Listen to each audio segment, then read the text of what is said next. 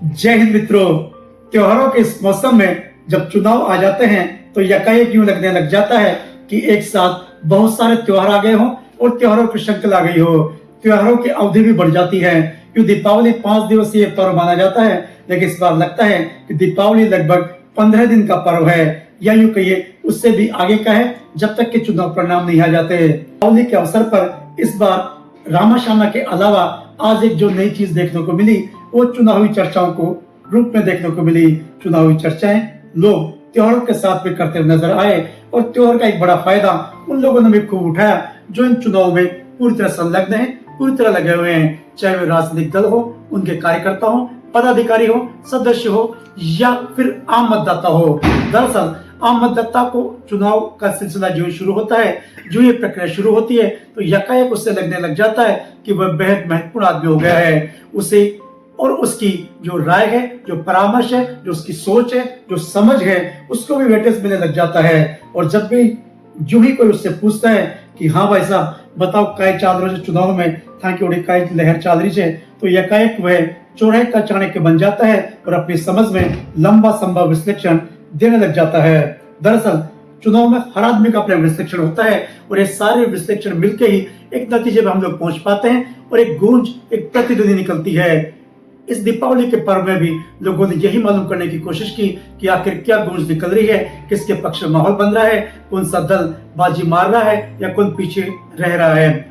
मतदाता के मूड को समझना या लगातार एक ही मूड को बनाए रखना, उस पर यकीन रखना और उस पर यकीन रखते हुए किसी निष्कर्ष पर पहुंचना बहुत मुश्किल काम है और कई बार ये निष्कर्ष अंतिम अवसर आने तक धोखा दे जाते हैं, बदल जाते हैं। वो बिल्कुल भी नहीं रहते जो प्राय शुरुआत में नजर आते हैं। त्योहारों के मौसम में जो हमने लोगों से बात की, चर्चा की, तो निकल के आया अधिकांश लोग अभी वेट एंड वॉच के मूड में हैं। लोग अभी देख रहे हैं, समझ रहे हैं। जब आप किसी से सवाल करते हैं तो सामने से भी प्रत्युत्तर आता है या काउंटर क्वेश्चन आता है कि आप बताओ आपके हिसाब से क्या चल रहा है। यूं इनफैक्ट जो निष्कर्ष निकला उसका पूरा लब्बल लुआब यह है कि अभी तक लोग समझने का प्रयास कर रहे हैं, लहर को देखने का प्रयास कर रहे हैं और लहर को समझने का प्रयास कर रहे हैं कि किसके पक्ष में लहर है, किसके पक्ष में माहौल है। अभी खुद का कोई निष्कर्ष नहीं है। दरअसल निष्कर्ष नहीं होने के पीछे भी एक रीजन है कि अभी बहुत समय बाकी है, अभी बहुत सारे दिन बाकी हैं, जब बहुत से ऐसे दौर आएंगे जब लोगों के निर्णय, निष्कर्ष और विश्लेषण बार बार चेंज होंगे। अभी राजनीतिक दलों की भी सारी एक्सरसाइज बाकी है, उनके बड़े नेता आने हैं, एक वेव बननी है, लहरें निकलनी है और मतदाताओं को प्रभावित करने का अलग अलग स्तर पर प्रयास होना बाकी है।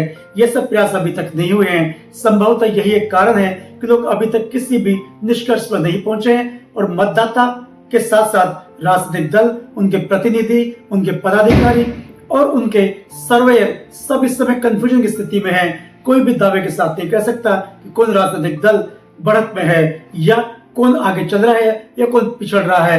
अगर आप चेहरों के हिसाब से तय करना चाहें कि किसके चेहरे पे रौनक है, किसके चेहरे पे दमक है और किसके चेहरा पस्ती लिए हुए है, तो बहुत कुछ आप कह सकते हैं, लेकिन वो स्थायी भी नहीं है।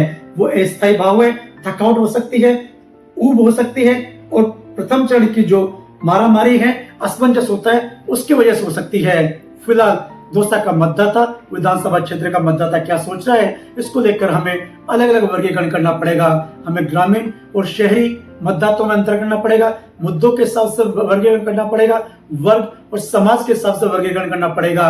अब तक का दोसा विधानसभा का जो अतीत और इतिहास रहा है वह यह रहा है कि लोग जाति के हिसाब से चलते हैं, वर्ग के हिसाब से चलते हैं और उसी के हिसाब से निष्कर्ष निकालते हैं। निजी रूप से किसी मतदाता की राय को महत्व नहीं देते। आप व्यक्तिगत रूप से कुछ भी राय देते हो, लेकिन जब सामूहिक रूप से कोई निष्कर्ष निकलना होता है, अंतिम निर्णय निकलना होता है, तो यहाँ समाज के हिसाब से लोग तय करते हैं और वही एक्सरसाइज इन दिनों लगातार की जा रही है।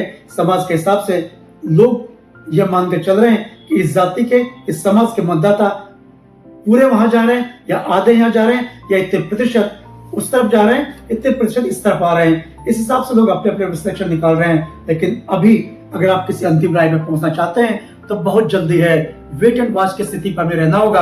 अगले 5 दिनों में या यूं मान के चलिए जब तक सचिन पायलट का दौरा होकर नहीं चला जाता या बीजेपी की ओर से कोई बड़ी सभा नहीं हो जाती या 3 या 4 दिन नहीं निकल जाते, तब तक किसी निष्कर्ष पर पहुंचना बहुत जल्दबाजी होगी। इस समय अगर कोई भी निष्कर्ष निकलता है या कोई दावा करता है तो वह फौरी दबा होगा और असमंजस वाला होगा।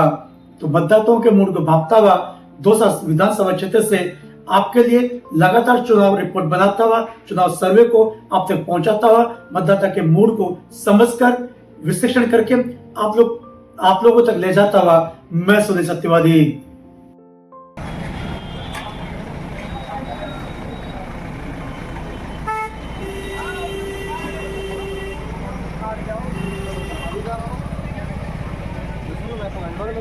लैपटॉप और चार्जर ले ली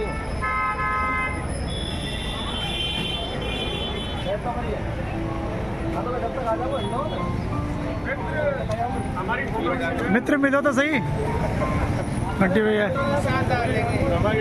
अरे मित्र